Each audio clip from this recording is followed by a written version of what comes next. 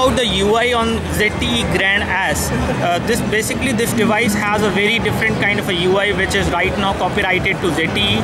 And one thing which I would like to bring to your attention is this icon over here, which is called My Favor.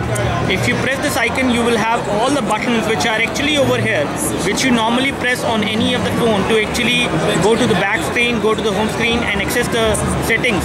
What you can do is you can have these buttons over the screen, and then you can drag this menu wherever you want to.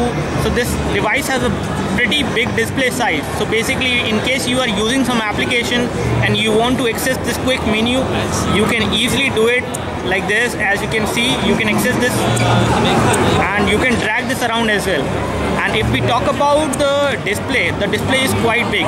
So basically, as of right now, the keys are actually quite big on the numpad, but if you are actually holding it one of your hand, and if your finger is difficult to reach on this side of the phone, you can actually have it in a single one-handed dial pad mode, in which either you can shift the dial pad to the right side or you can shift it to the left side as per your orientation in which you are handling this phone.